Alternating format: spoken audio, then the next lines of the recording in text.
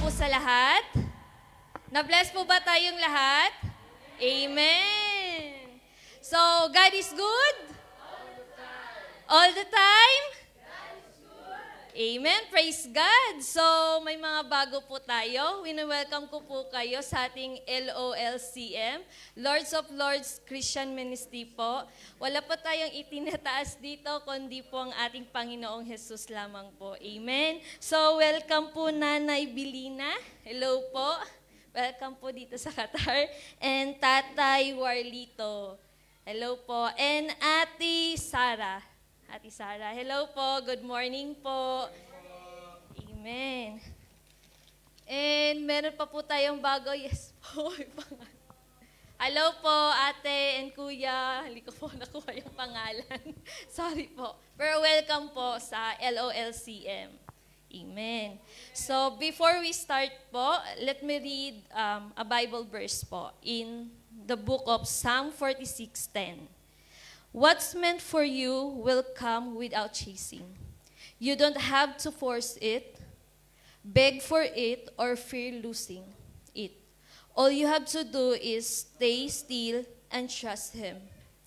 He's already working things out in ways you cannot even imagine. Soon, you look back and say, God, you gave me even more than I asked for. So, be still po and know that He's God. Marami man po tayong pinagdadaanan ngayon po, huwag po tayong mawalan ng pag-asa na manalangin sa Panginoon at lumapit sa Kanya. Kasi Siya lamang po ang may control sa ating buhay. Yes po, minsan nahihirapan tayo at minsan po yung feel po natin is hindi po tayo pinapakinggan ng Panginoon. Pero huwag po tayong mawalan ng pag-asa. Dapat be patient po tayo at naka-focus po tayo sa ating Panginoon. Amen? Kasi mas malaki pong ating Panginoon. Our God is big. He is supreme. He is loving God and Father po sa ating lahat. Kaya laban lang. Amen? Okay, so tayo po'y tumayo at manalangin. Panginoong Diyos, kami po ay lumalapit sa inyo ng may mapagkumbabang puso. Hinihiling po namin ang iyong paggabay at karunungan sa pagsisimulan ng aming gawain. O Diyos, nawa ay pagpalain mo po ang bawat isa at pumagitna kayo sa amin sa araw na ito. Nawa ang gawain na ito ay maging daan upang kami ay magkaroon ng karagdagang kaalaman na tutulong sa amin upang kami ay mas lumago at kami ay magkaroon pa ng mas maayos na relasyon sa bawat isa. Tulungan ninyo po kaming magkaroon ng bukas na isip at puso at pagkakaisa upang mapaglingkuran ka namin. Sa lahat ng aming gagawin, bigyan ninyo po kami ng lakas upang masunod ang inyong nais sa aming buhay at gamitin ang mga talento na ibinigay mo upang makatulong sa aming kapwa at sa inyong gawain. Idinadalangin namin ang lahat ng ito sa pangalan ni Jesus. Amen. Amen. Amen. Hallelujah. Thank you, Lord. Amen. Amen. Muli po, magandang umaga sa bawat isa. Sino po ang gusto ng $100 milyong dolyar? $100 million. Amen? Sino pong gusto? Amen. Yeah. Pero po ang kapalit, lahat po ata tayo gusto ng ng $100 milyon, di ba? But ang trick po dito is hindi ka nga lang gigising bukas ng umaga. So, gusto mo pa bang tumanggap ng $100 milyong dolyar? Di na.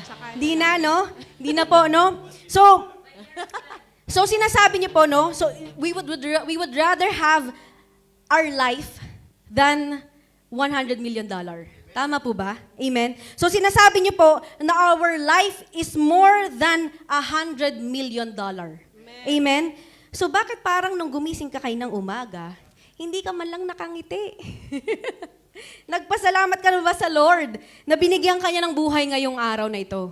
Amen. Amen. Thank you, Amen. Lord. So if our life is more precious than $100 million, bakit hindi natin ipagpasalamat sa Diyos ang buhay na ito? Amen. Amen po.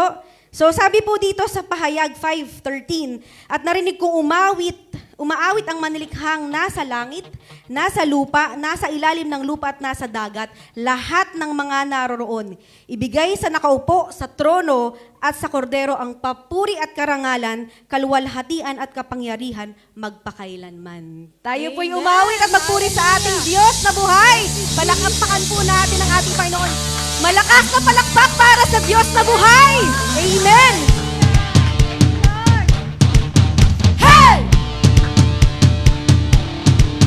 Hey! Hey! Hey! Oh, oh, oh, oh, oh, oh, oh,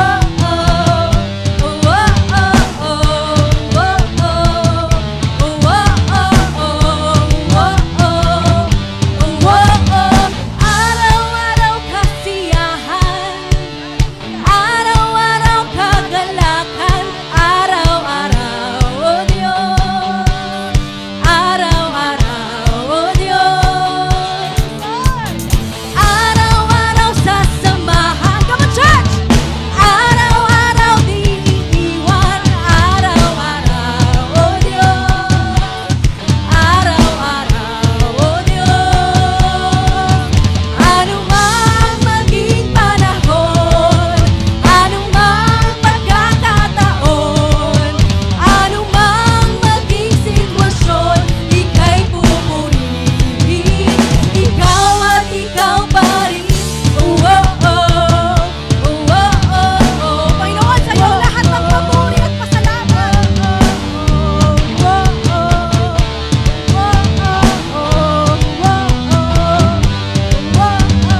Araw-araw kasiyahan, araw-araw kagalakan, araw-araw, oh Diyos, araw-araw, oh Diyos. Tunay po na araw-araw tayo'y sinamahan. Araw-araw sasamahan, araw-araw di iiwan, araw-araw, oh Diyos, araw-araw, oh Diyos. Anumang maging panahon, anumang pagkakataon, anumang maging sitwasyon, ika'y pupurihin, ikaw at ikaw pa rin. Oh, oh, oh, oh, oh, oh, oh,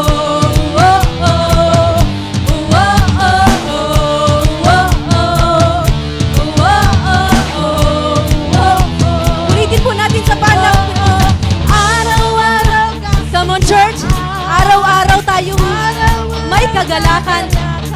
Araw-araw, oh Diyos, araw-araw, oh Diyos. Isa pa, araw-araw di iwan, araw-araw sasamahan, araw-araw di iiwan, araw-araw, oh Diyos, araw-araw, oh Diyos. Anumang maging panahon, anumang pagkakataon, anumang maging sitwasyon, ika'y pupurihin, ikaw at ikaw pa rin. Oh, oh, oh, oh, oh, oh,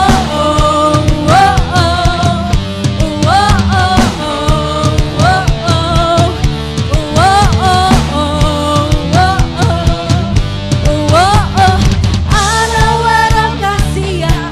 Come on, church! Woo!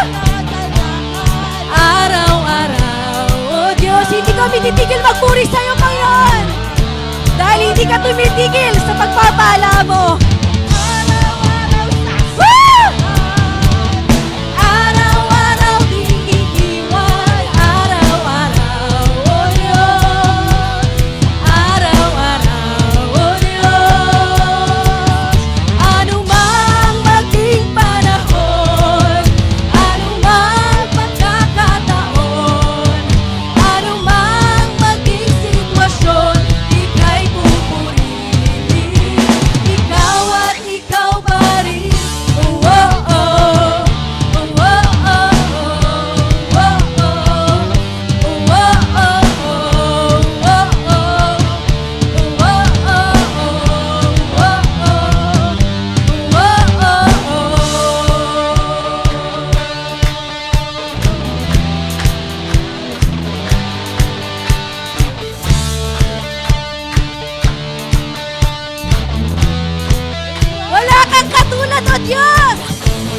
kang katulad, lalala kang katulad.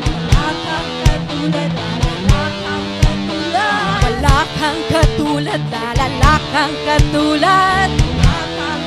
Wala kang katulad, O Diyos! Wala kang katulad, lalala kang katulad. Wala kang katulad, lalala kang katulad. Wala kang katulad, lalala kang katulad. Wala kang katulad! Wala kang katulad, lalala kang katulad. Sa huling beses pa, wala kang katulad! Wala kang katulad, lalala kang katulad. Ano mang maging panahon, ano mang pagkakataon, ano mang maging sitwasyon, ika'y pupurihin. Ano mang maging panahon, ano mang pagkakataon, ano mang maging sitwasyon, ika'y pupurihin. Come on, church! Ano mang maging panahon, woo! Ano mang pagkakataon, ano mang maging sitwasyon, ika'y pupurihin. Panginoon, ano man ang aming pinagkakalagyan, ano man, kami po ay magpupuri at aawit sa'yo, Panginoon. Hallelujah! Ano mang maging sitwasyon, ika'y pupurihin. Ano mang maging panahon, ano mang pagkakataon, ano mang maging sitwasyon, ika'y pupurihin. Sa ulit beses po. Ano mang maging panahon, ano mang pagkakataon, ano mang maging sitwasyon, ika'y pupurihin. Ikaw at ikaw pa rin. Oh, oh, oh, oh, oh, oh,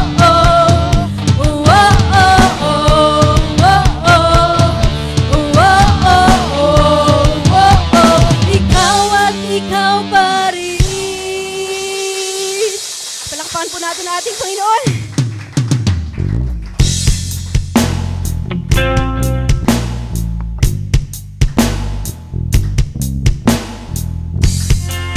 Ang Panginoon may katagumpayan, kaya patuloy tayong mawit. Sa sigaw ng alon di mangangamba. Woo! Sa gitna ng dilim di ako mag-iisa. Hindi matatakot, hindi matitinag, pagkat ikaw ang Diyos, pagkat ikaw ang Diyos ang aking pag-asa. Wala nang hahanapin pa, pagkat o Diyos sapat ka na. Pag-ibig mo, kanlungan ko, pangako mo, sandigan ko. Hey, yeah. Oh.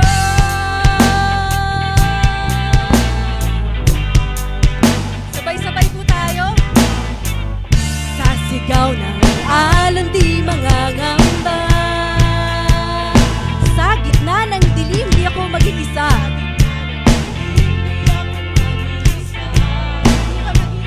Amen!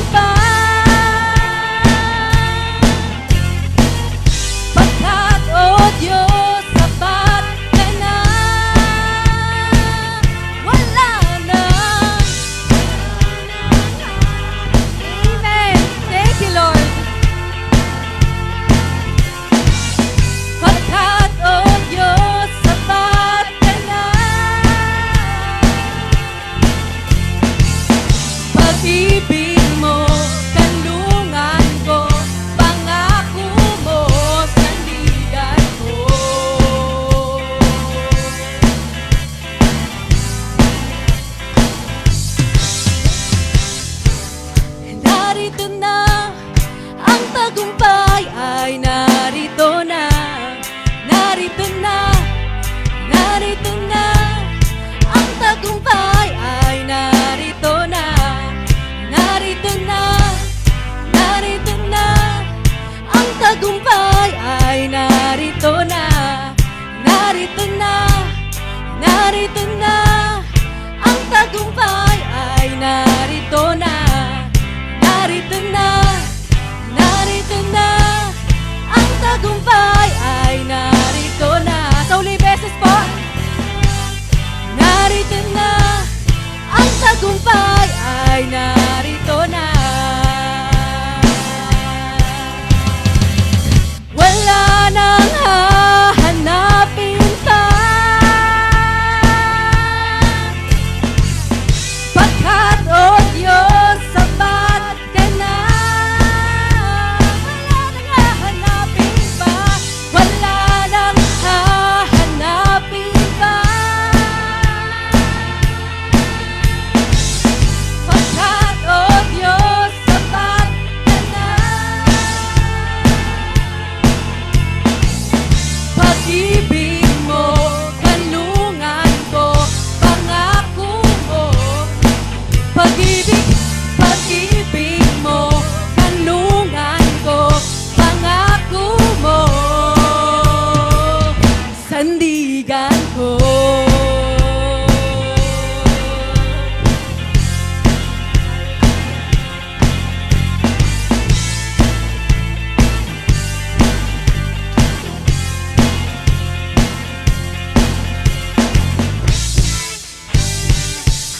Amen! Palakpakan po natin ating Panginoon. Patuloy po tayong umawit at damhin ang kanyang presensya. Tunay nga po ang ating Panginoon ay tapat. Ang kanyang pag-ibig ay wagas. Kailanman ay hindi magkukulang. Pag-ibig mo sa bawat isa sa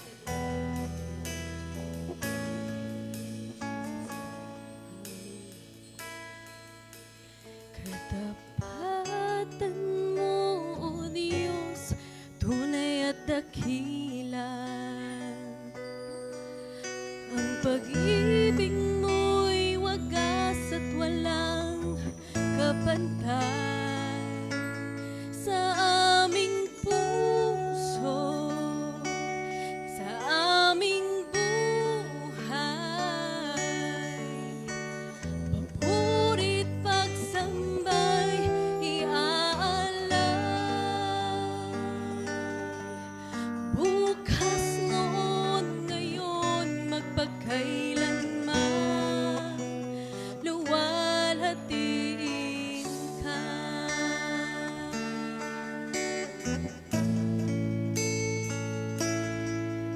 Katapatan mo, O Diyos, tunay at dakila. Ang pag-ibig mo'y wagas at walang kapantay sa aming puso, sa aming buhay. Papurit pagsambay iaalay.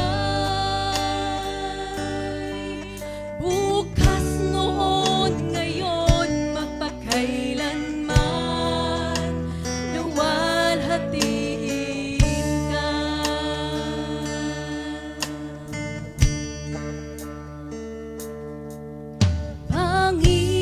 Panginoon, kay buti mo sa akin. Ikaw lamang ang tangi kong sasambahin.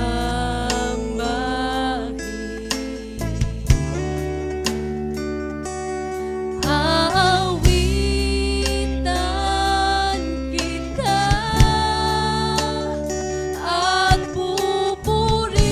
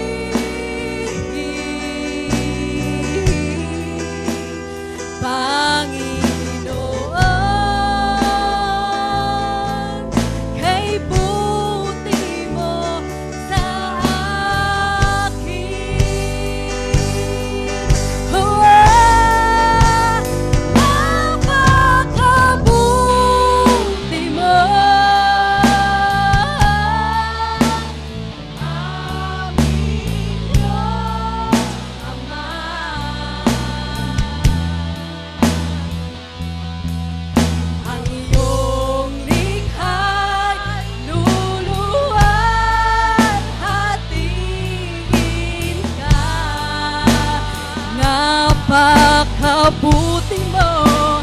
Napakabuti mo. Di ka nagbabago.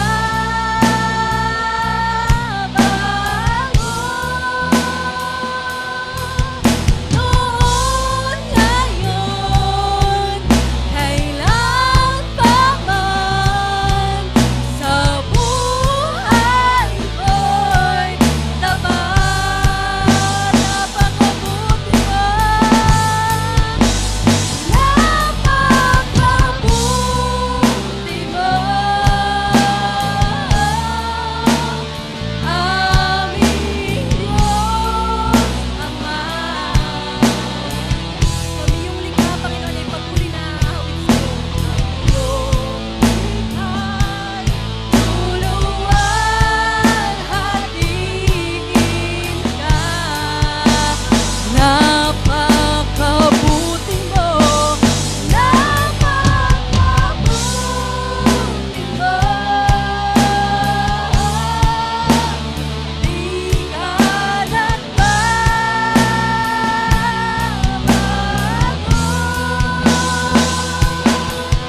Noon, ngayon, kailan pa man. Noon, ngayon, kailan pa man. Noon, ngayon, kailan pa man. Sa buhay ko'y tapat. Noon, ngayon, kailan pa man.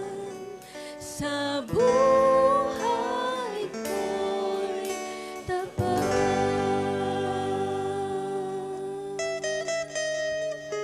Purihin ka, O Diyos. Dakilain iyong pangalan. Salamat, Panginoon.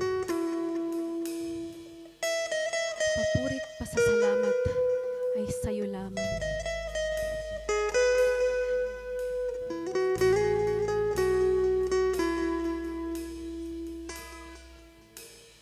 O Diyos, Ikaw ang tunay na dakila sa mundo. Ikaw ang haring nagmahal ng tulad ko.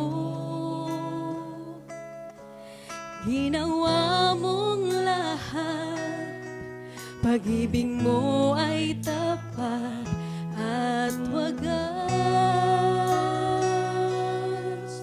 O Diyos, wala nang papantay sa kabutihan mo. Ang ngalan mo'y itataas sa buhay ko. Sundin ang loob mo, iparinig ang nais mo. Sa lahat ng panahon, Diyos ka sa amin. Sa lahat ng oras, nariyan para sa amin. Panginoong Jesus, purihin ka. Dakilain ka sa buhay ko, aming Ama.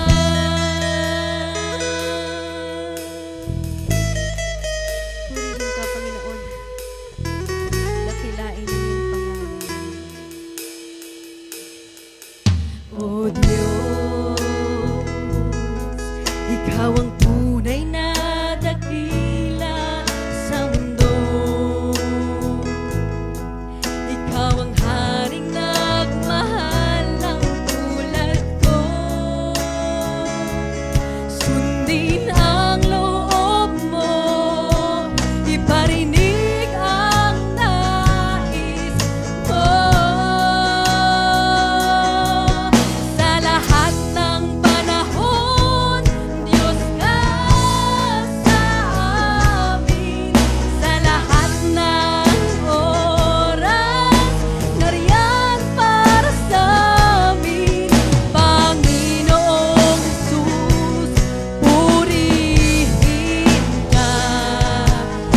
Dakilain ka sa buhay ko. Sa lahat ng panahon, Diyos ka sa amin. Sa lahat ng oras, nariyan para sa amin. Panginoon, purihin ka. Dakilain ka sa buhay ko. Sa lahat ng dakila ka, O Diyos. Mula noon hanggang ngayon, patuloy mong pinapatunayan sa bawat isa ang iyong kadakilaan. Salamat, Panginoon.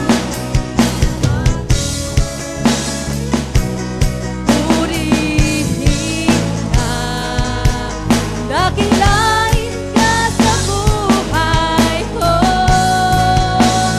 aming Ama.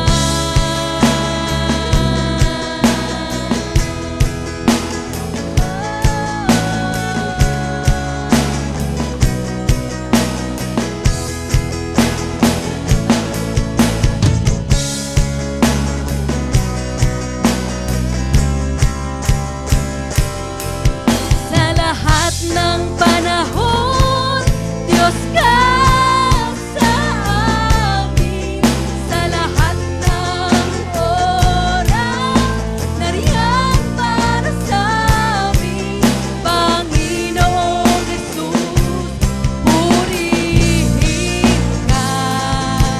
Dakilain ka sa buhay ko.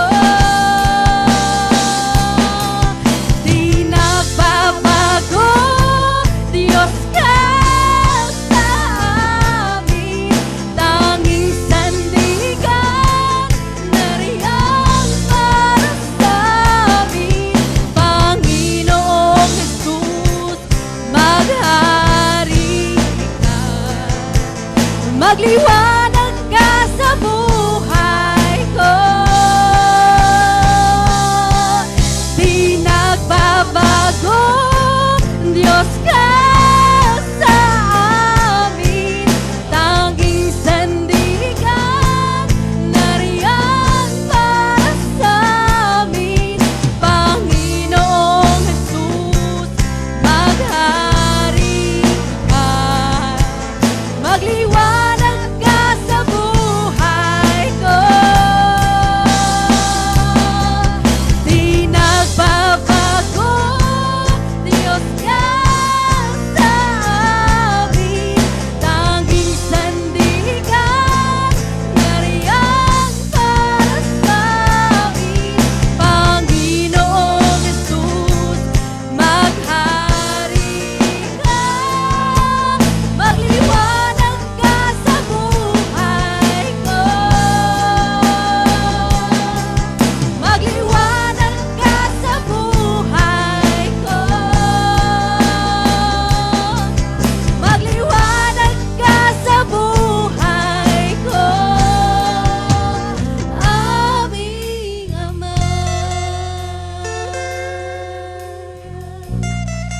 Palakpakan po natin ang ating Panginoon sa kanyang kadakilaan, sa kanyang kabutihan at sa kanyang katapatan sa ating mga buhay.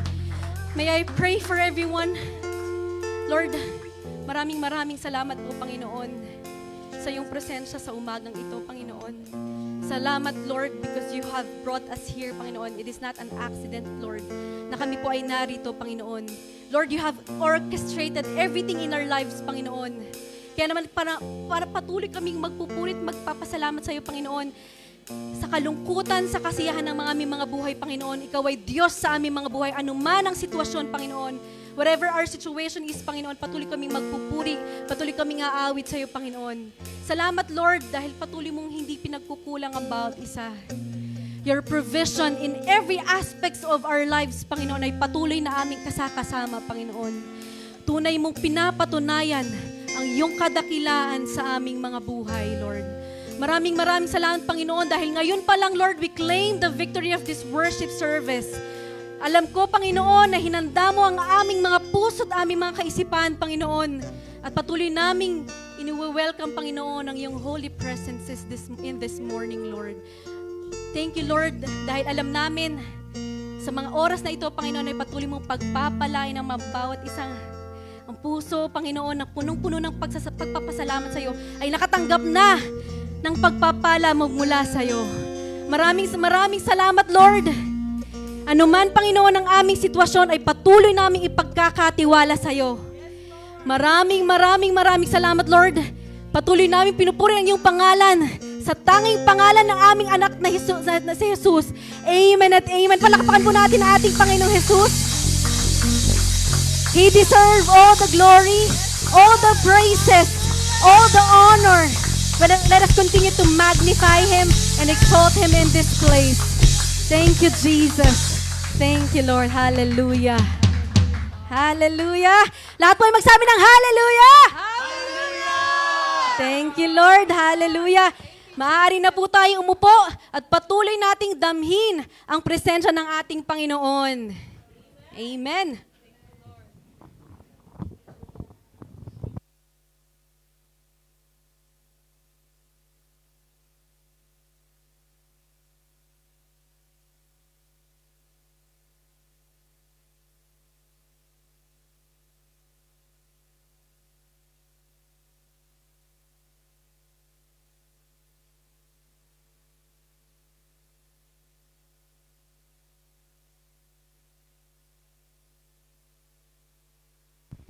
Amen. Good morning. Sige po. Let us settle down muna. Alam nating napuspos po tayo sa ating praise and worship. Sige, inhale. Exhale. Isa pa. Inhale. Exhale. Sige po, no? So, dadako na po tayo sa ating message for today. Tayo po ay nagpapatuloy sa ating series na A Vigilant Christian Living. So ano nga po ba ang Vigilant Church? Ito po ay ilang linggo na nating ipina-flash. Nawa ay inyo na pong makabisado at this point in time. Ano po? Muli nating basahin. A vigilant church is a watchful and attentive church. Yan po yung tinatawag nating vigilant church. A church congregation, sin po yan, tayo, that promotes Jesus Christ instituted commandments. Okay? So yung atin pong series na ito ay hinati sa 7 na topic.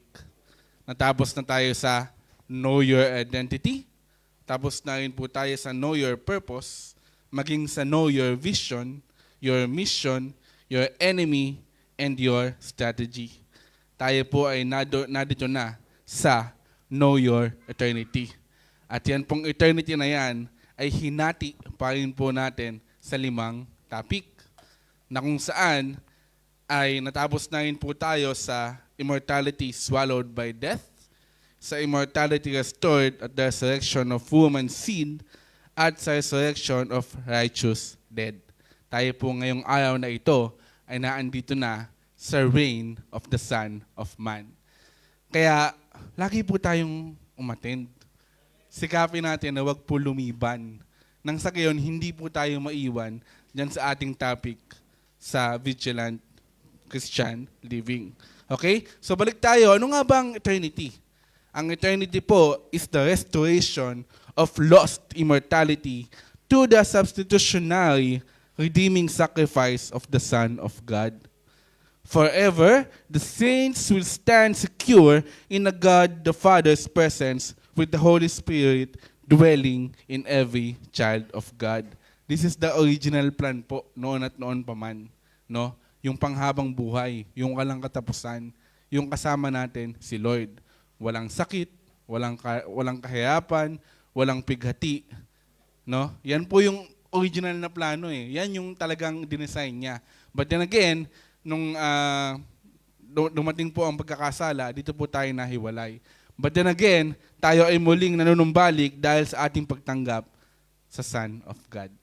Dahil siya po ay ating tinanggap sa ating mga buhay, tayo po ngayon ay muling makakaranas ng tinatawag nating eternity. So sige po, for this day, tayo po ay dadako sa the reign of the Son of Man. Yung ngayon po na tinatawag natin dito ay hindi po ulan. Ano? Ito po ay paghahari, pamamayani, or yung tinatawag natin na supremacy. Nino? Walang iba kundi ng Son of Man. At sino nga ba yung Son of Man na yan?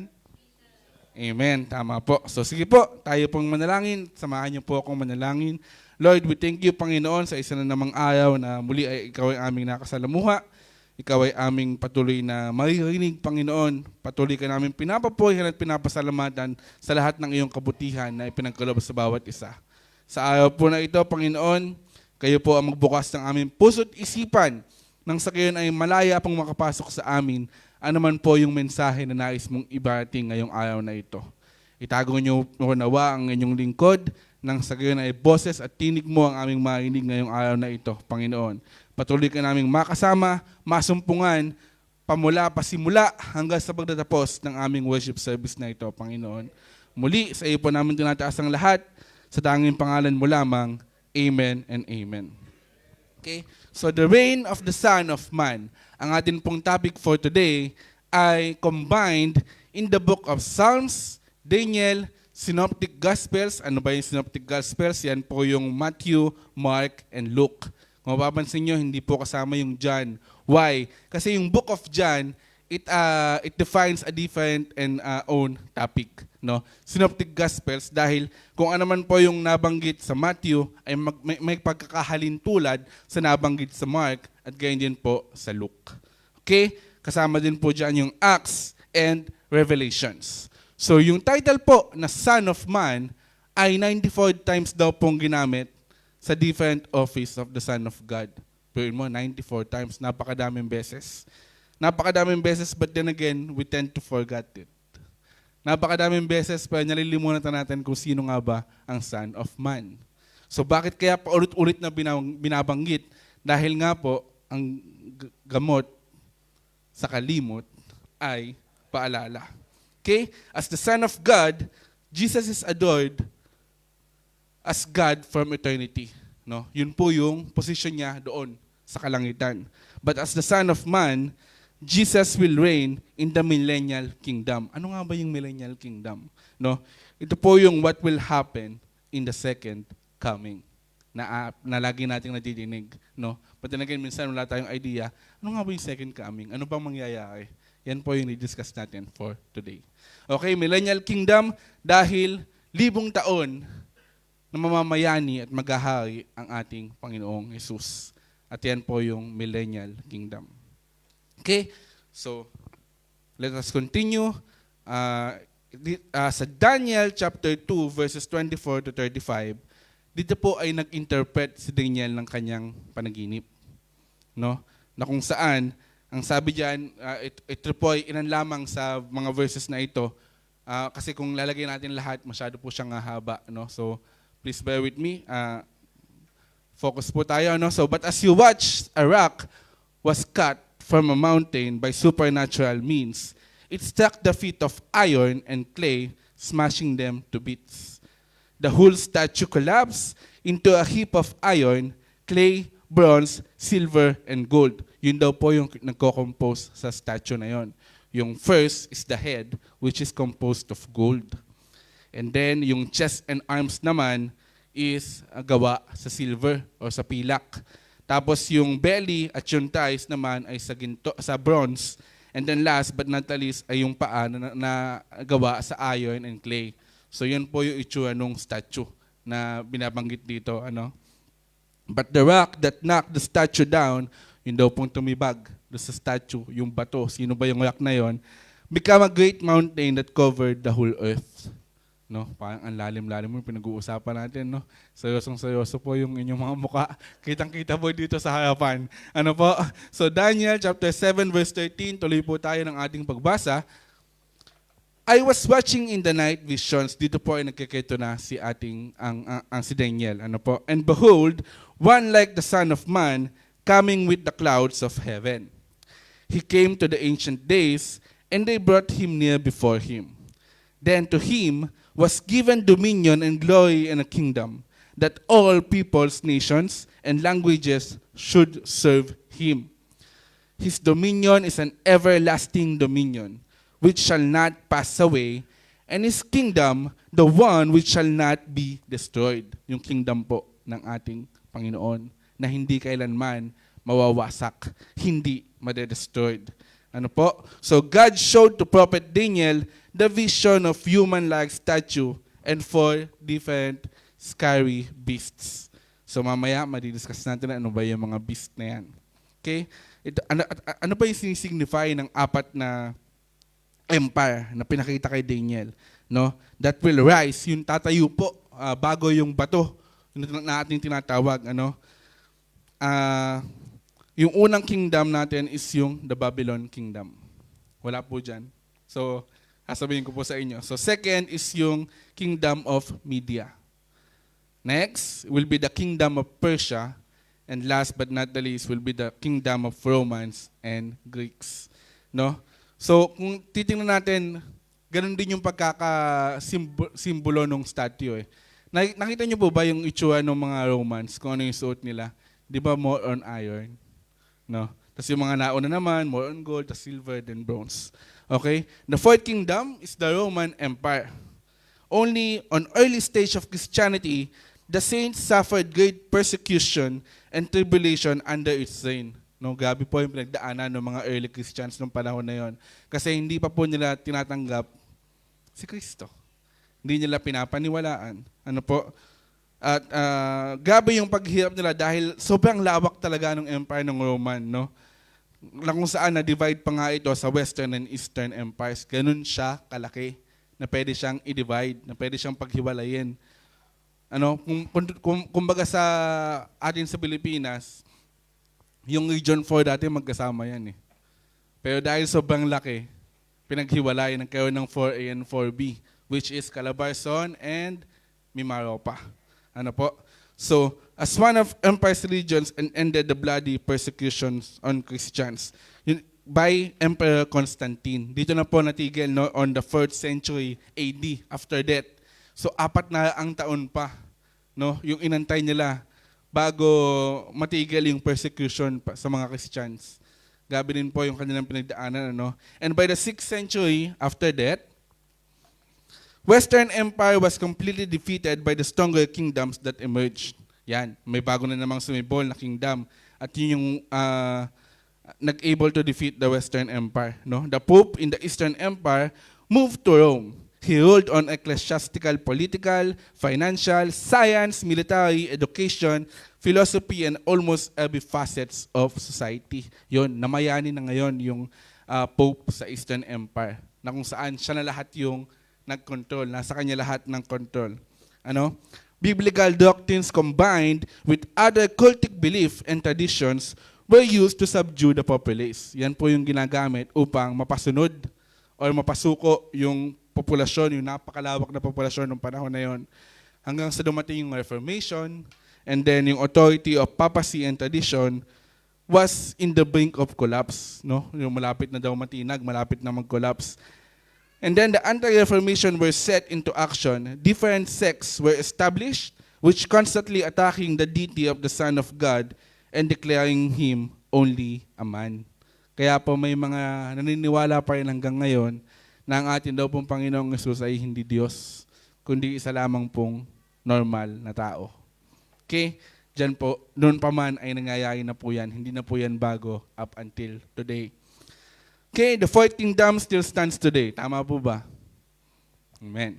So, God, pero inaalaw ng Panginoon, no? Bakit kaya? It is to sift, or tinatawag natin na salain, no? And test the purity, or piliin lamang yung mga malilintog na butil, yung, kumbaga yung kung saan matured na, no? Na kung saan, ito yung makakasama sa pag-harvest ng kingdom of God. So, ang tanong, tayo po kaya ay masasala? Kasama kaya tayo? No? Kung ano man po ang sagot dyan, tayo lang po at ang Panginoon ang nakakaalam. Amen? So, yung 4 po na kingdom na ating nabanggit kanina, yung Persia, Babylon, Media, and then the Roman, ay earthly empires. Dito po yan naghari at namayani sa mundo, sa earth. No? Therefore, yung kingdom po ng Son of Man, is also an earthly kingdom. Dito din po yan mangyayari. Hindi lamang po sa kalangitan. Ano? So, nung una niyang pagpunta dito, nung siya ay nagkatawang tao dito sa lupa, his first advent, when we say advent po sa Tagalog, is pagdating. No? Was recruitment of people, setting up the kingdom principles, and empowering the ambassadors of His kingdom. Yan po yung ginawa ng Panginoon ng Jesus nung siya po ay naparito dito sa lupa. And then, yung pinag-uusapan natin ng second coming, ang kanyang muling pagbabalik, is to rule in righteousness, truthfulness, and absolute integrity. So, nabivisualize po ba natin kung ano yung mangyayari sa kanyang second coming? Masyado talaga kayong seryoso. Okay? Okay, so, there are 3 Greek words used to reveal this fact. No? Kasi minsan, may mga hindi pa rin po talaga naniniwala sa muling pagbabalik. So, bigyan natin ng facts, bigyan natin ng katibayan, ng katotohanan. The first one is the parousia, or the personal appearance. Ibig sabihin, personal, in the flesh, nating makikita ang ating Panginoong Yesus. Second is the apocalypsis, or yung natawag natin na revelation. Yung ihahayag niya o i-reveal niya kung sino nga ba siya as a God. And last but not the least is the epiphania, or the appearing. Ano po? These 3 words signify that there will come a time when Christ will return in public. Public, ibig sabihin, madami po ang nakakakita. Madami ang witness. Hindi iilan lamang. And His personal revelation of Himself to the world. Yung pagpapakilala niya kung sino nga ba talaga siya as Jesus Christ. No? Dahil ang dami pa din talagang ayaw po makinig at ayaw maniwala. At dyan po natin patuloy na mapapatunayan kung sino nga po ba ang ating Panginoong Jesus. So ituloy po tayo ng pagbasa.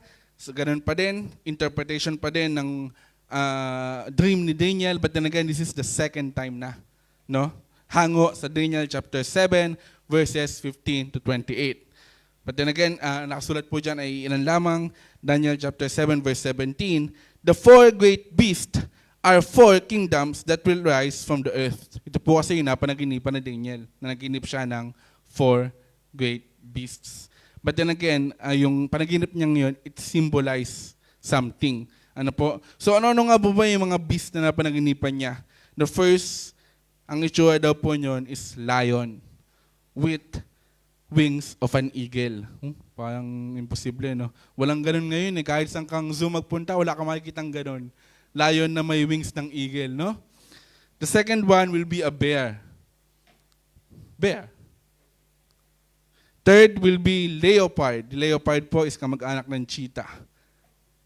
Same but with 4 wings. Ito, 4 naman yung pakpak daw. And last but not the least will be the wild beast with 10 horns. So yan po yung iba't ibang beast na nakita ni Daniel sa kanyang panaginip. Tuloy tayo ng basa.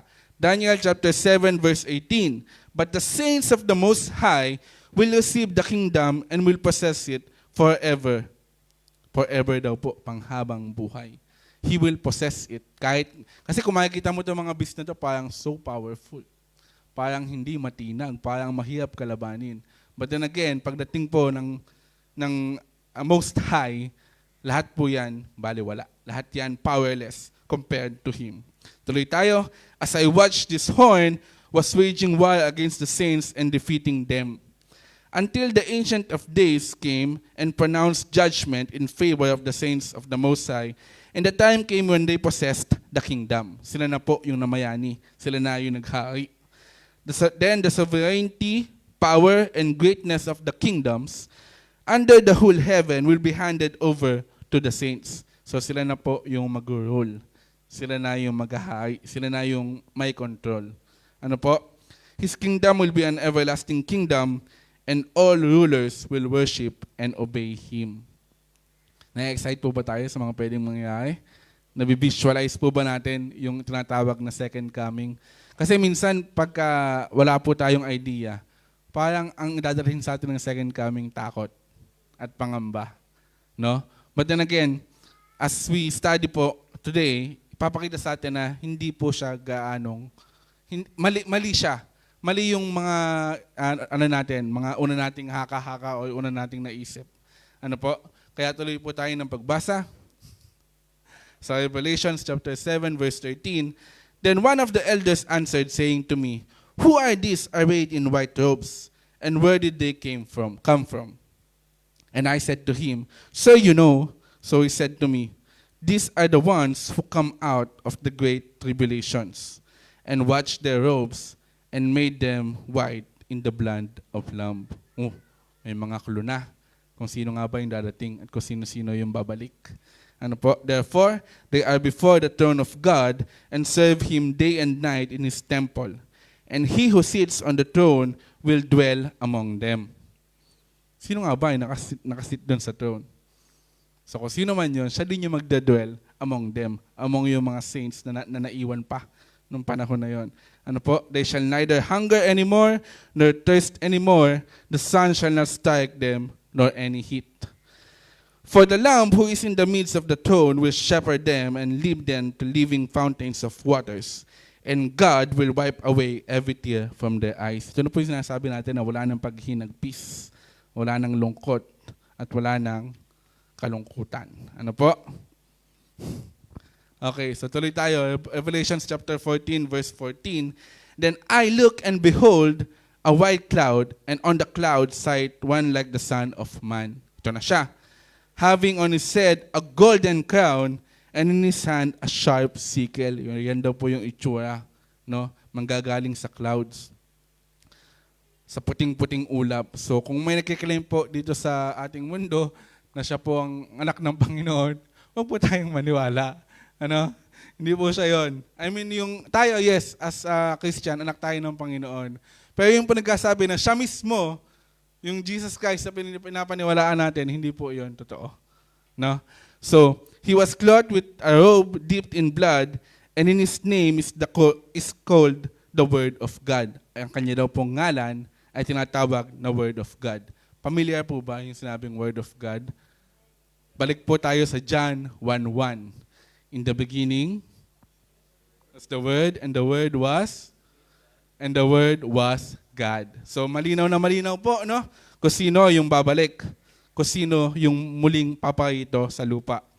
And the armies in heaven, clothed in fine linen, white and clean, followed him on white horses. So ito po ating mga binabasang verse is the definition kung sino po, ano yung itsura ng pagbabalik ng ating Panginoong Jesus.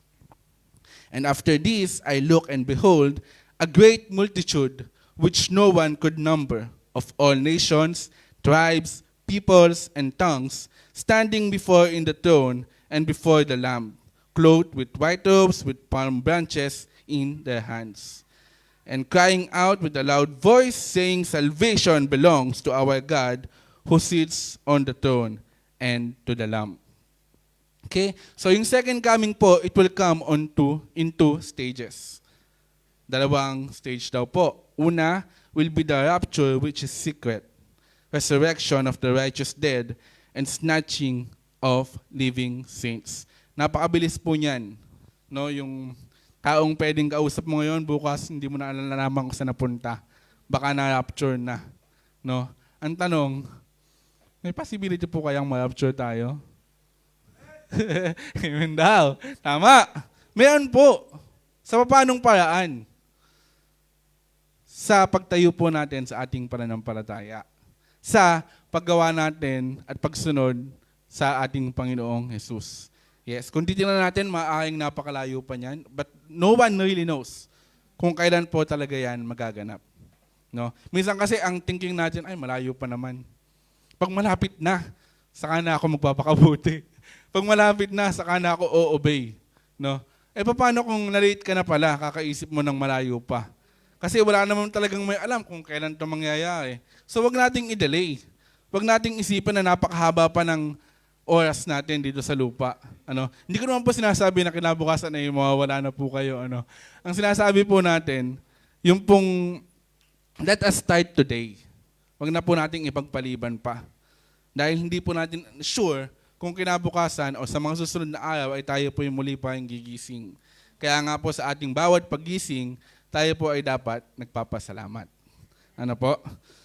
So ito po yung mga mga verse na nagpapatunay sa tinatawag natin na rapture na yan. First is 1 Thessalonians chapter 4 verse 15 to 17, ang sabi po diyan, then together with them we who are still alive and remain on the earth will be caught up in the clouds to meet the Lord in the air and remain with him forever. Next will be the 1 Thessalonians chapter 5 verse 2. Ang sabi po diyan, for yourselves know perfectly that the day of the Lord so cometh as there in the night, I mean. So Matthew chapter 24 verse 44, therefore be ye also ready, for in such an hour as you think, not the Son of Man, man cometh. So yung idea natin dito ng rapture, kung gaano kabilis siya, pwede na siguro natin ikarin tulad dun sa nangyari sa Avengers na in the snap of the finger, everyone po ay nawala. Nawala sila totally without a trace. No, hindi yung tipong may iwan yung damit mo, ikaw lang natangay. Hindi po ganoon kasi may lumabas na mga movie na ganoon eh. Parang This is the End yata yung title niya. Na parang medyo ginawa siyang katatawanan. Hindi po ganoon, no. Okay? And Matthew chapter 24 verse 50, the Lord of that servant shall come in a day when he look not for him, and in an hour that is not aware of. So again, inuulit po natin, wala pong may alam talaga. Totally, specifically, kung kailan po ito magaganap, kung kailan ito mangyayari. Kaya dapat natin gawin is for us to be prepared to meet Him even today.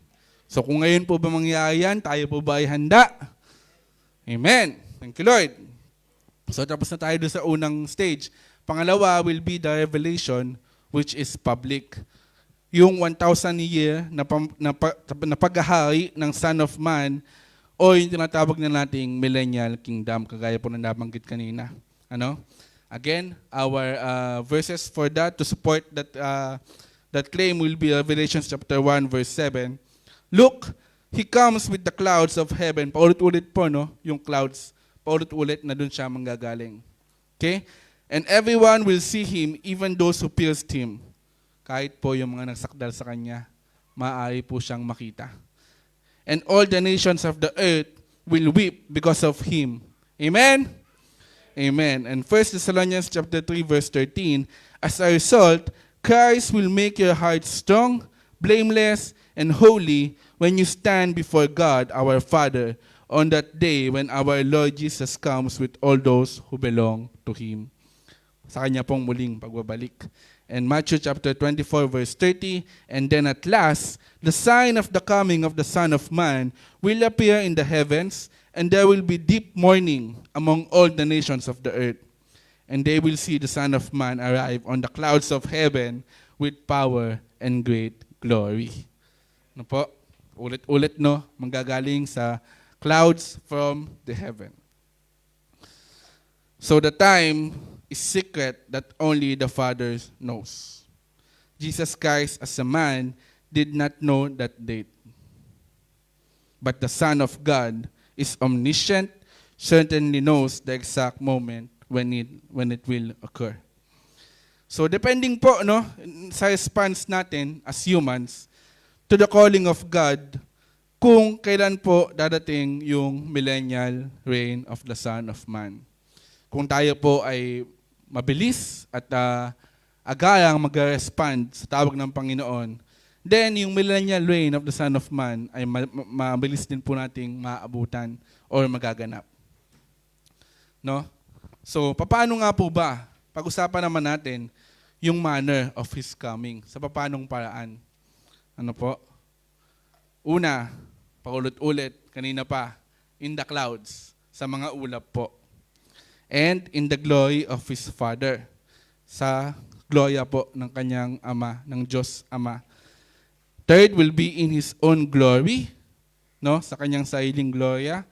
Pang-apat will be in the flaming fire. And then 5, with power and great glory. 6, He will ascend in bodily form. So, hindi lang po siya guni-guni or whatsoever. Kitang-kita po natin physically ang ating Panginoon. And 7, with a shout and the voice of the archangel. So 1 Thessalonians 4 chapter 16, for the Lord himself shall descend with a shout, with the voice of the archangel, and with the trump of God. So hindi po siya silent. Ito po ay malakas. Malakas na kahit hindi ka magbigay ng atensyon, maririnig mo. No? Hindi mo pwedeng sabihin na hindi mo nakita o hindi mo narinig dahil lahat po ito masasaksihan mo kung ikaw ay nadoon pa sa second coming. Number 9, he is also accompanied by angels. And 10, suddenly, kasi nga, walang may alam kung kailan ang kanyang muling pagbabalik. Kaya it is so sudden. So sa Mark chapter 13 verse 36, ang sabi po diyan, if he comes suddenly, do not let him find you sleeping. No? So yung gusto po nating sabihin dito, sa kanyang muling pagbabalik, tayo daw po ay hindi dapat natutulog. So hindi lang po natin dapat ito take ng word for word, no, ng literally. Hindi lang ibig sabihin na paggising ka, goods na 'yon. Hindi po ganoon. Yung sinasabi natin dito ng pagtulog is yung wala kang ginawa. Wala kang ginawa to advance His kingdom. Wala kang ginawa para magbigay ng glory sa Panginoon. Ikaw ay steady lang, nakaupo ka lang, or nag-aantay ka lang na parang si Juan Tamad na pumatak yung prutas mula sa puno. Hindi po ganoon ang inaasahan ng Panginoon sa kanyang pagbabalik. At hindi po dapat ganoon yung ating ginagawa. Dahil hindi nga natin alam kung talagang kailan yung tinatawag natin na millennial reign or yung second coming. Okay? So, ano nga ba yung purpose? Bakit kaya muling babalik ang Panginoon? Ano kaya yung purpose ng kanyang pagbabalik? Number 1 is to complete the salvation of the saints. Mababasa po natin sa Hebrews chapter 9 verse 28. He has delivered us from the power and the penalty of sin. But then, He shall deliver us from the presence of sin. Mayroon pa rin po. As long as we are here sa earth na ating ginagalawan, susceptible pa rin po tayo when it comes to sin. Dahil we're still living in the flesh. Kaya nga po, siya ay muling mapapaparito for us to deliver from the presence of sin. Tatanggalin niya po yung presence ng sin. Kumbaga sa ating environment ng ginagalawan, sa kanyang pagbabalik, ay tatanggalin po niya yung mga tukso, yung mga bagay na pwedeng maging dahilan para po tayo ay makagawa ng mga pagkakasala. Okay? Sa Titus chapter 2 verse 14, ang sabi naman diyan, He gave His life to free us from every kind of sin, to cleanse us, and to make us His very own people. Nung tayo po ay tumanggap sa ating Panginoong Hesus, ang ating pong kasalanan ay natubos na dahil siya na po ang naging kabayaran nito ang kanyang buhay. Ano po? Number 2 is to be glorified in His saints.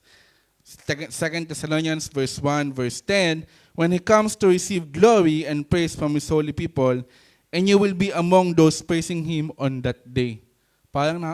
Gusto po ba natin yun na kasama tayo sa mga taong nagpupuri at sumasamba sa Panginoon pag siya ay nagbalik? Amen. So, ibig sabihin, mabubuhay pa po kayo dito sa earth ng more than 300 years. Agree ba? Joke lang po.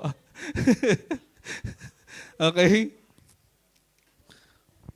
So, number 3, to bring to light the hidden things of darkness. Sa 1 Corinthians chapter 4, verse 5, when the Lord comes, He will bring our deepest secrets to light and will reveal our private motives. And then God will give to everyone whatever praise is due. No? So, ang ating target, di ba, ang marinig sa Panginoon, well done, my good and faithful servant. Okay? So, lahat po ng ating itinatago-tago sa ating closet ay ma-reveal or malalantad. Kung ano man yun, again, tayo po at ang Panginoong Diyos ang nakakaalam. Amen? And then, kaya po siya naparito is also to judge. Sabi diyan sa 2 Timothy chapter 4, verse 1, and I so solemnly urge you before God and before Christ Jesus, who will someday judge the living and the dead when He appears to set up His kingdom. Okay? So, kung papansin natin, nung unang pagdating ng Panginoon, pwede nating sabihin na siya ang ating abogado, siya ang ating attorney, siya ang ating tagapagtanggol. No? Na kung saan ayaw niya na tayo ay mahatulan, kaya siya mismo ibinigay niya ang kanyang sarili para tayo ay tubusin. But then again, huwag natin kalimutan, He will also come now on the second one as a judge. Hindi na siya napaparoon para ilayo ka or wag kang mapasama. Bagos siya na yung titingin sa'yo kung dapat ka bang mapunta kasama niya or hindi. Naku, sana lahat tayo kasama, no? Amen. Okay? So, number 5, to receive us to be with Himself. Again, babalik at babalik po tayo sa kanyang original plan. That's the original plan for us to have fellowship with Him. Kasama siya forever and ever. Ano po? 6 is to destroy death. For He must reign till He hath put all enemies under His feet. The last enemy that shall be destroyed is death. Hindi lamang po ito yung tinatawag nating death physically, but then yung death spiritually. Na kung saan, yung death na ito is yung walang hanggang paghihinagpis at kasakitan. Ano po? Yung init na ating tinatawag. Okay? Number 7, to reign or maghari. Kaya siya naparito. Okay? Sa Revelation chapter 11 verse 15, ang sabi dyan, the whole world has now become the kingdom of our Lord and His Christ, and He will reign forever and ever. Yan na po. Again, siya na po ang mamamayani, hindi na ang kasamaan ang mamamayagpag dito sa ating mundong ginagalawan. No? Bagkus ay ang ating Panginoong Jesus na. Gayon din naman sa Luke chapter 19 verse 15, and so it was that when He returned, having received the kingdom, He then commanded His servants to whom He had given the money to be called to Him, that He might know how much every man had gained by trading. Then came the first saying, Master, your mina has earned 10 minas. And He said to him, Well done, good servant, because you were faithful in very little, have authority over 10 cities. 18, the second came saying, Master, your mina has earned 5 minas. Likewise, He said to him, You shall also be over 5 cities.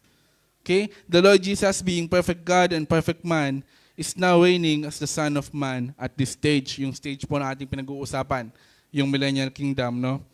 He acquires agents to rule with Him. These are the chosen people, royal priest, holy nation. People belonging to Him will be deployed throughout the earth to execute righteousness, justice, equality, and order. No? So kung babalikan natin yung binasa natin kanina, mayroon pong mga pinagkatiwalaan ng ating Panginoon, binigyan ng mga mina. Ngayon, kung iahalin tulad natin sa ating buhay, ngayon, tayo po ay binigyan ng Panginoon ng iba't ibang biyaya, iba't ibang talento, at iba't ibang oportunidad. Ang tanong, papaano po natin ito ginagamit? At papaano po natin ito isinasabuhay? Ito po ba ay atin lamang sinasarili, itinatago, nahihiyang ibahagi, no? Hindi tayo nagpapagamit. Alam natin na may mga nangangailangan, but then tayo ay nagpipikit mata sa mga taong hinahayaan ng Panginoon ang ating makasalamuha. Ano po? So, ito pong ating pamumuhay dito sa lupa ay pwede po nating i-consider na ating training, na ating practice. No? Pagsasanay, ika nga, kung sa gayon, kung abutan man po natin yung tinatawag nating second coming, ay tayo po ay handa. Tayo ay prepared. Hindi po tayo mapag-iiwanan. Ano po? So, wag po nating sayangin yung mga kaloob ng Panginoon sa atin. Yung mga talento mo, yung oportunidad na mayroon ka, yung mga biyaya, atin po itong ibahagi at i-share sa iba pang nangangailangan nito. Atin pong patuloy na pagyamanin. Kasi kung babalikan natin, di ba, ang sabi, 5 yung binigay, pero dahil ginamit niya ng mas mabuti, binigyan pa siya ng another 5. Kasi yung pwedeng mapagkatiwalaan sa kakaunti ay pwedeng mapagkatiwalaan sa napakarami. Ano po? Yan po yung ating ipapractice dito. na kung saan, pagdating kasi nung second coming, may mga i-employ nga ang ating Panginoon.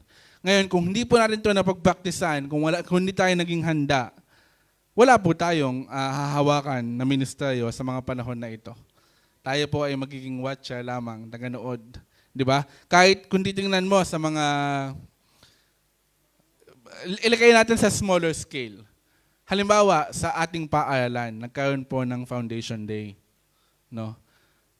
Kung wala po tayong sinalihan, kahit isang event, hindi ka kasali sa pampalakasan, wala kang sport na sinalihan, wala kang sinalihan na labanan ng pag-awit, wala kang sinalihan na labanan ng pagtugtog or sports or quiz bee or ano, wala kang kahit anong sinalihan, tiyak maboboard ka sa event ng paaralan na iyon. Bakit?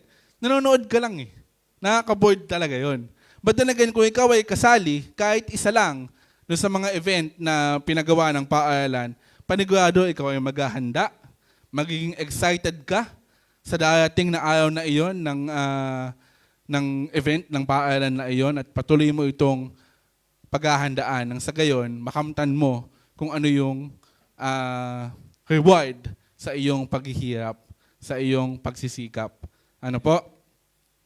So tuloy tayo ng basa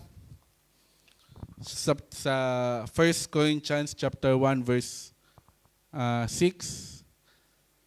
Chapter 6 verse 1, ang sabi po diyan, if any of you has a dispute with another, dare he take it before the ungodly for judgment instead of before the saints?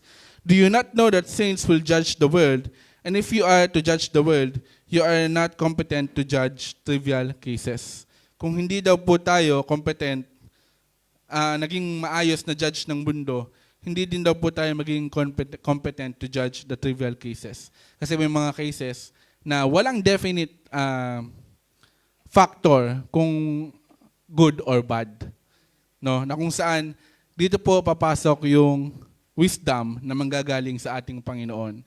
But then again, kung hindi po tayo sensitive sa wisdom na binibigay sa atin ng Panginoon, hindi po natin magagawa properly kung ano po yung kanyang pinapagawa sa atin.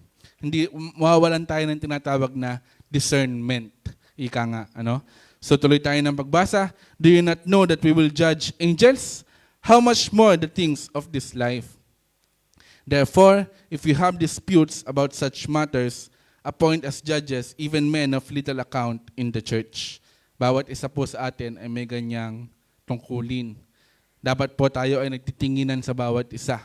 Mayroon po tayong concern at care sa bawat isa bilang magkakapatid sa pananampalataya. Okay? So I say this to shame you, impossible that there is nobody among you wise enough to judge a dispute between believers. But instead, one brother goes to law against another, and this is in front of believers. So minsan, gano'n na nga, kulang na nga tayo, hindi na nga tayo equip. Ano pang ginagawa natin? Tayo pa yung nagtatalo-talo. Tayo pa yung nag-aaway. So paano natin mapapakita yung Panginoon na mayroon dahil sa ating mga buhay kung nakikita sa atin ng mga hindi pa mananampalataya ay puro kaguluhan. Minsan, we are proud to say that we are Christians. But then again, sa ating mga lugar na pinupuntahan, maaaring sa trabaho o kung saan, ang puro nakikita nila is puro pagreklamo. Again, wag po natin nakakalimutan na tayo po ay ambassadors of our Lord Jesus Christ. We represent Him. Kinakailangan po na makita siya sa atin. So kung tayo po ay aakto na parang lagi po tayong walang-wala at hirap na hirap, syempre wala namang gugustuhin tao na magkaganon. Ano? So iwasan po natin no, na ipakita na tayo po ay nagreklamo, tayo ay nagkakaroon ng problema when it comes to sa ating mga buhay. Ano po? So 1 Corinthians chapter 6 verse 7, tuloy po tayo ng pagbasa. The very fact that you have lawsuits among you means you have been completely defeated already. Why not rather be wrong? Why not rather be cheated? Yan, minsan kasi tayo, ayaw nating magpaisa. Ayaw nating maisahan. Dapat pantay. Kung tayo po ay nasaktan, dapat makaganti ako, mas masakit pa. Ano? Lagi pong Pag tayo po kasi ang nag-initiate, wala tayong kahit na anong control when it comes to yung ibabalik sa atin after natin mag-initiate. Halimbawa, tayo po ay nanakit sa pamamagitan ng salita. So, kung yung atin po nasaktan, hindi natin alam, wala tayong idea kung paano niya tayo hasaktan pabalik. Hindi natin sabihin na, hindi mo ko dapat sinaktan physically. Kasi sinaktan lang naman kita by words. Walang ganung rule. Wala kang control sa pwede niyang ibalik sa'yo. Kaya nga, kung may gagawin kang ang una mong gawin is yung mabuti.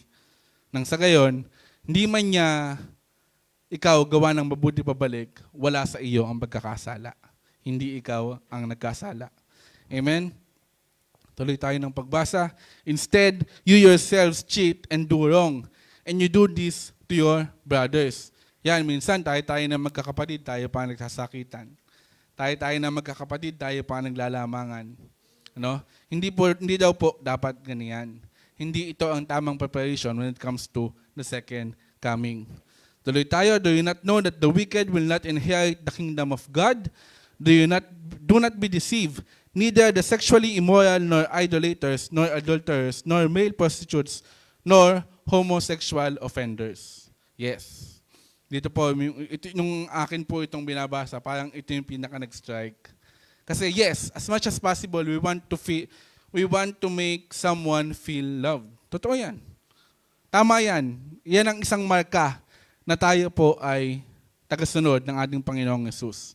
But then again, hindi din daw po tayo dapat maging enablers. Ano po yung enablers? Sa Tagalog, pwede natin sabihin, konsentidor. Okay? Kaya kung mayroon po tayong mga kakilala na gumagawa na itong mga nabanggit kanina, atin po silang patuloy na paalalahanan. Paulit-ulit at pag nating susukuan. Okay? So, nor thieves, nor the greedy, nor drunkards, nor slanderers, nor swindlers will inherit the kingdom of God. Hindi daw din po yun mga kasali. No? Kahit na, alam niyo po yung story ni Robin Hood. Di ba siya po ay nagnanakaw. Pero ginagamit niya ito sa kabutihan. But that doesn't mean na iyon po ay naging tama. No? Doing something good that came out of something wrong will still be considered as wrong. Okay? So, kung matatandaan niyo po nung last preaching natin, ako po ay nagbiro at ang sabi ko ay kaya kung kami ay magbenta na lang ng illegal na gamot, nang sa gayon ay madami pa kami matulungan. Wag pong ganon. Hindi po tama yung ganong paniniwala. Yun po ay biro lamang. And last, and that is what some of you were, but you were washed, you were sanctified, you were justified in the name of the Lord Jesus Christ and by the Spirit of God. Ito na po tayo. Ito tayo nung tinanggap natin ang ating Panginoon. We are washed. We are sanctified. No? So there's no more condemnation sa atin pong mga Kristiyano. Kaya wag tayong matakot lumapit sa Kanya. Minsan kasi ito yung nagiging reason bakit tayo lumalayo sa Panginoon. Nakakaramdam tayo ng hiya. Pakiramdam natin hindi tayo karapat-dapat. Pakiramdam natin wala tayong karapatan na lumapit sa harapan ng Panginoon. Pero ito po ay walang katotohanan. Tayo po ay welcome na welcome. Tayo po ay malayang tinatanggap ng ating Panginoon dahil ang nakikita niya sa atin ay walang iba, kundi ang Panginoong Yesus na atin pong buong pusong tinanggap sa ating mga buhay. So salamat po sa inyong pakikinig.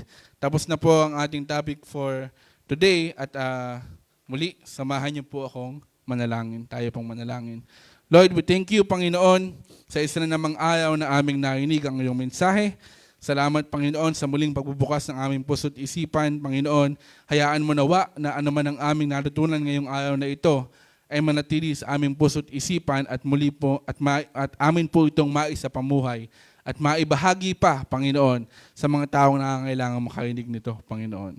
Ihanda mo nawa ang bawat isa. Patuloy kami maging vigilant, Panginoon. Patuloy kami magkaroon ng care. Hindi lamang sa aming mga sarili, hindi lamang sa aming mga mahal sa buhay, bagos kasama rin po, Panginoon, ang mga taong patuloy namin nakakasalamuha, maging ito man ay aming kaibigan, katrabaho, or kaaway man, Panginoon. Tulungan mo nawa ang bawat isa na magkaroon ng tinatawag na discernment, Panginoon. Patuloy na maniwala sa kung na lamang ang may katotohanan at hindi ang mga kasinungalingan na patuloy na kumakalat dito sa mundong ito. Salamat, Panginoon, dahil patuloy mo kaming sinasamahan, patuloy mo kaming ginagabayan, Panginoon. Kaya sa iyo po ang lahat ng mapuwid pasasalamat sa tanging pangalan mo lamang. Amen and amen.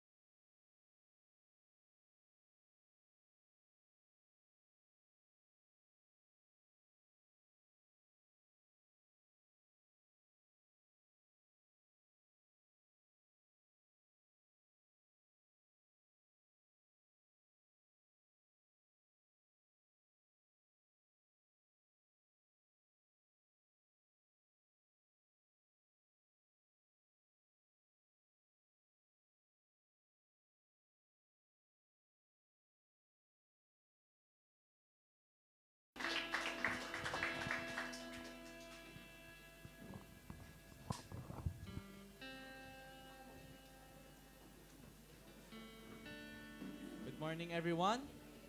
Now we're on the testimony portion. Hello? Hello? Good morning, everyone. Now we're now we're on the testimony portion, and I would like to invite Tita Olay first for the testimony. Ito na lang sa akin. Sige po. Ayan, God is good. All the time. Amen. Grabe, di ba? Ayan, purihin ng Panginoon. Nais ko lamang po ibalik sa Diyos ang lahat ng papurit pasasalamat sa nagdaang mga linggo. Ang isa doon ay ang pagtatapos ng isa na naman taon ng school year. Amen? Amen. Congratulations sa ating mga estudyante at sa mga magulang. At salamat sa Panginoon dahil ang biyaya niya ay sapat at higit pa.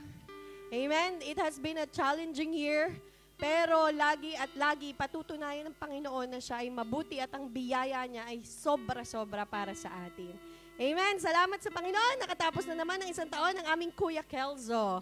And it is really, pag pala talaga magulang ka na, dun mo lang ma-realize how time flies very fast. No, yung maliit na bata na pagulong-gulong lang, ngayon ay natapos na ng grade 9 and he's turning grade 10. Last year na niya sa junior high school. Kaya samahan niyo din po kami sa panalangin dahil inaano namin ang kanyang isip kung ano ang gusto niyang kuhanin sa college. At yung dalangin namin na mas makasama pa namin siya ng matagal. Ayan, ba't ako naiyak? Dahil sabi ko sa kanya, pag nagtrabaho ka na, kung saan mo gustong pumunta, it's up to you. Pero sana, hanggat maaari, habang nag-aaral ka, hayaan mo munang makasama ka namin. Yun. Yun lang, salamat sa Panginoon. Napakabuti ng Diyos sa aming mga buhay. Thank you, Lord. Maraming salamat po, Tita Olay. Si Sister Juliet po, may I invite you? Yes. Yes! Welcome back. Good morning. Kumusta ang lahat? No, nabisaya ko na. Kumusta na ang tanan? Lalo na yung nasa FB ngayon, nag-watch. Yay! Glory to God!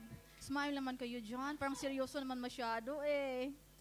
Anyhow, I want to thank God for His amazing grace. Hello? And goodness in my life. Amen? Grabe, grabe talaga ang goodness ng Panginoon. Gusto ko nang umiyak, pero hindi ako makatapos. So, God granted me a safe travel from Doha to the Philippines and back. It was a long journey talaga, grabe.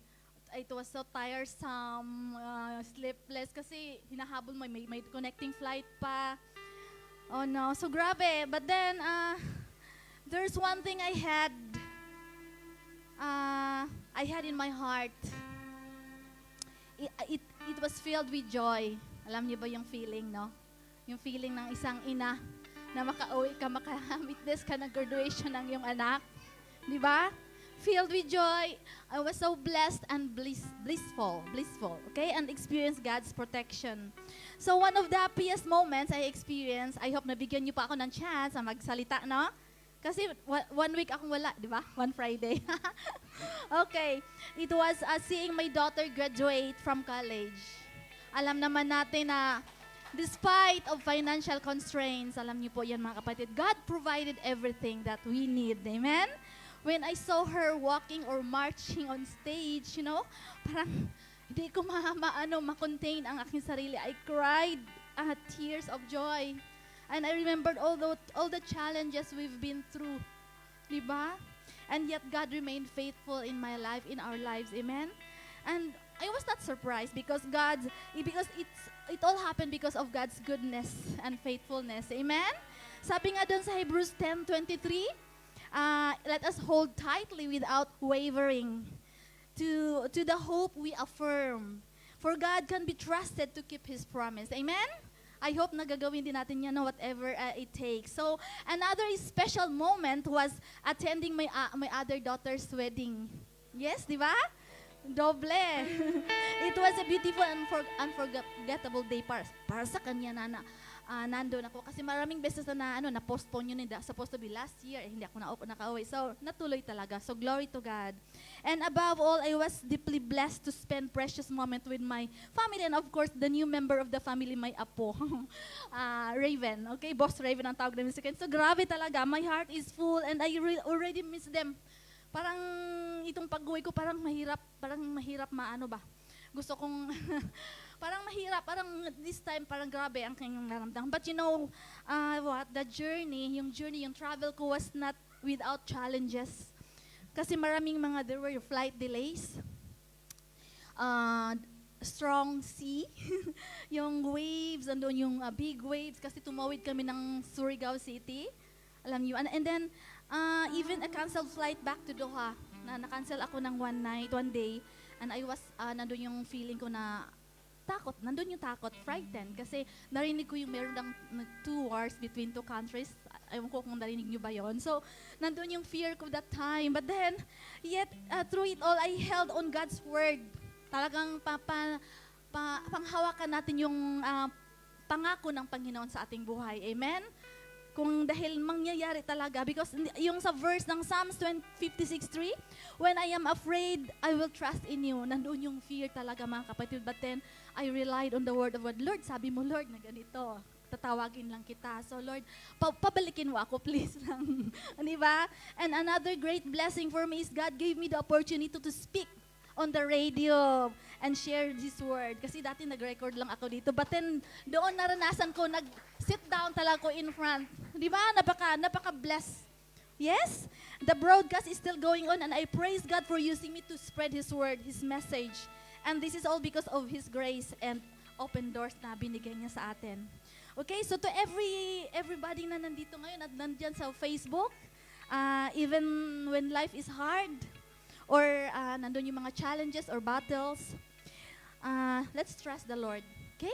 Trust the Lord lang talaga. Wala talaga tayong ibang alternative but to trust God because He is always faithful and He will never leave you nor forsake you. Amen? What He started in your life, He will surely bring to completion, right? So, all glory belongs to God. Glory to God. I'm so happy to see you again. Okay, have a nice day and praise the Lord. Maraming salamat po, Ate Tita Juliet. Meron pa po ba gustong mag-testify po sa kabutihan po na ginawa po ni Lord sa kanilang buhay po this week? Sige po, ako po. Nagpapasalamat po kay Lord dahil sa successful senatorial election po natin ngayon na kahit may gulo man na nangyayari, but it's fair. Fair yung proseso, fair yung pinili ng mga tao para sa mag-lead sa atin, sa bansa po natin. Yun po yung pinagpapasalamat ko po kay Lord. Sige po. Amen. Announcement po, sige po.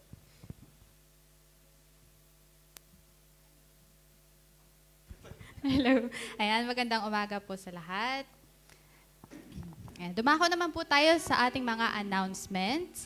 Ayan, meron po tayo mga naka-flash na Bible study. Kung wala pa po kayong nasasalihan na Bible study, pwede nyo pong tignan kung saan po kayo pinakamalapit at i-approach nyo lang po yung mga nakasulat dyan para po makapag-join po at makapag-start na po kayong mag-Bible study with LOLCM. At syempre po, every Tuesday, meron po tayong intercessory prayer kung saan pinapanalangin po natin ang bawat isa.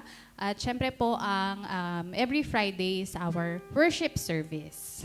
Ayan. So, paalala lang po na ating Friday worship service ay nag-start po at 10:15 a.m. At iniyahan po kayo lagi na mag-attend po sharp para po mapag-start po tayo ng ating Friday service. And para po sa scheduled workers po for next week, May 23, 2025, Ate Vanji po for call to worship or opening prayer. Si Ate Nina for the giving exhorter, testimony, si Kuya Edmond. Announcement po is si Ate Joy. At ang IP exhorter po natin ay si Kuya Chris. And sa special announcements, syempre po, tuloy-tuloy pa rin po ang ating community pantry. Sa pintuan po natin dito sa lobby, meron po dyang maliit na box. Open nyo lang po at dito po sa community pantry, ang gusto po natin iparating dito ay ang giving or yung sharing. Maaari po tayo mag-iwan ng mga food or other products po na excess sa ating bahay to share and free po tayo to get and free po tayo to give. Yan. And syempre po, ayun lang po. Thank you and God bless everyone. And para po sa benediction, si Pastor Rico. Praise the Lord! Amen. Malapit na! Alin? Malapit na yung training ng ating Evangelism Explosion. Yan. So ako po ay nag-apply na ng leave June 1 hanggang July 6. Ang flight ko po papuntang Pilipinas ay June 10. Ibig sabihin, ang Eid po ay magsisimula sa 7, 8, 9, 10. So, first day po ay ICAC, yun po yung June 7. So, June 8, second day, Evangelism Explosion, training at 9. ng June. So, sino po yung mga regular attendees natin? Nakasama po ba yung yung pangalan ninyo do sa LOLCM family? Kasama yung pangalan nyo? Member kayo ng group? Mga regular na nating member. Kung meron po kayong mga kilala na nais na po pwede nating bisitahin para sa OJT ng ating mga trainees, paki-message po doon sa GC. Monitor ko po yung GC para ilista natin kung sino-sino yung pwede nating bisitahin sa ating OJT, sa ating evangelism training. Kung gusto po ninyo, may mga kasama kayo na gusto ninyong bisitahin at ating ma-evangelize, ipaki-inform po, ilagay po doon sa GC kung sino kayo at kung sino yung pupuntahan natin, kung saan po pwedeng mag-meet para po mayroong OJT yung ating mga EE trainer, trainee, evangelism trainees. Okay? So malapit na po, 2 linggo na lang. Kung kaya po, ipanalangin natin. At sa atin pong IP, tuloy po yung fasting every Tuesday sa IP noong mga trainees. Lahat po ng trainee ng evangelism, I'm encouraging you to fast, pray, read the Bible, and study para po tulungan tayo ni Lord sa ating training. Hindi po, not by our might, nor by our power, but by the Spirit ng Lord ang siyang tutulong sa atin sa ating pagsasanay sa evangelism. Okay pa? So yun po ang special announcement para sa evangelism. Okay, so sino po ang birthday celebrant? Ayan. Kailan? 18. At saka, si Ninang Sel.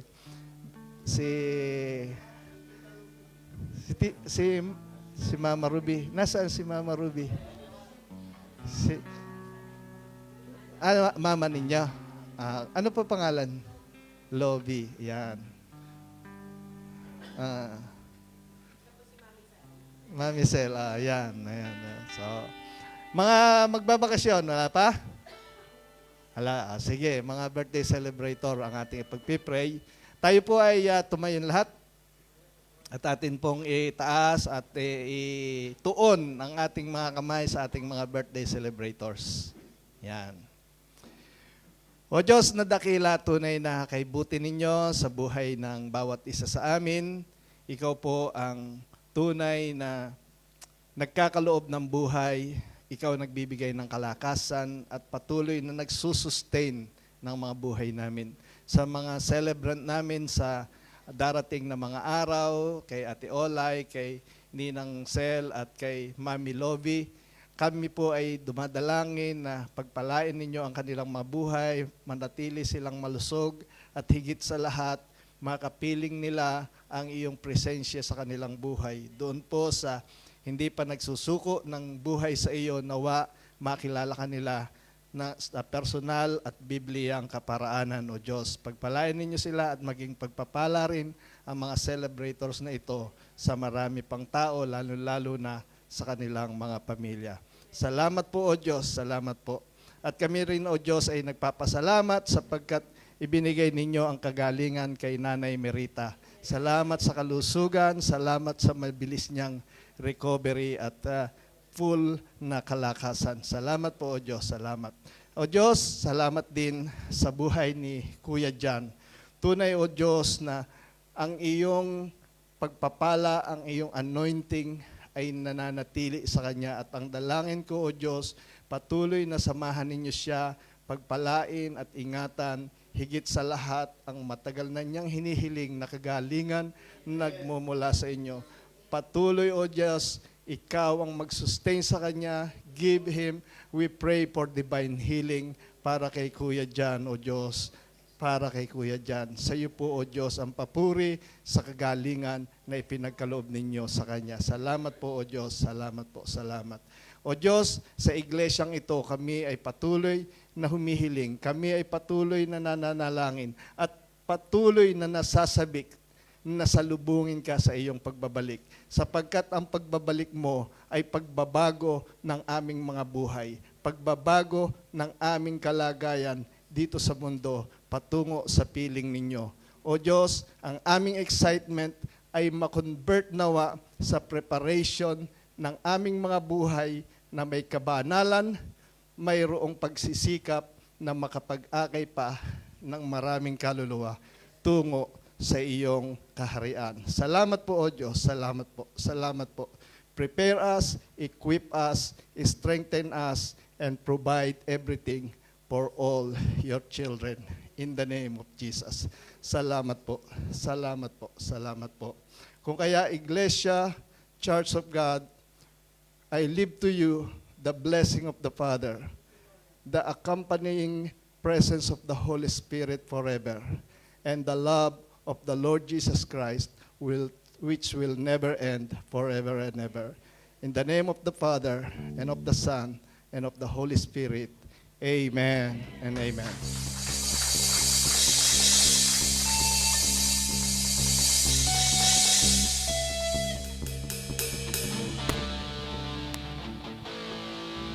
Tayo po'y umawit Amen. at magpasalamat sa ating Diyos dahil tunay nga pong sinamahan niya tayo. Hindi lamang ngayong araw na ito, but this whole week po. Amen. Tunay na ang lahat ay magsasaya dahil ang kanyang biyaya ay patuloy. Woo!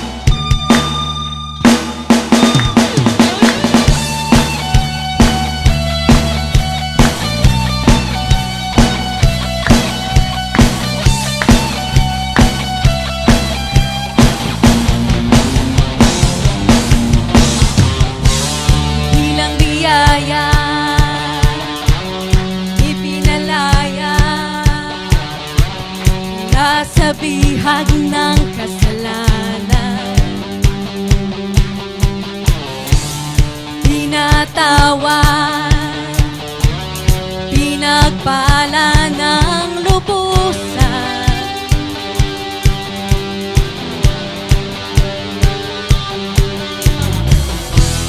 Di mapipigil ang pagsamba sa'yo, Jesus, dakila kang totoo. Woo! Ang lahat ay magsasabi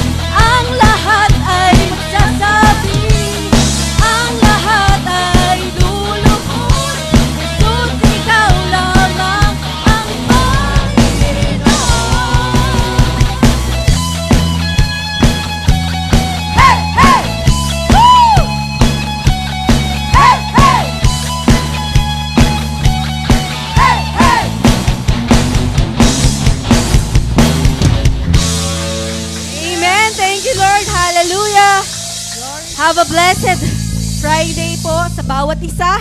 And see you all on Friday. God bless everyone. Take care!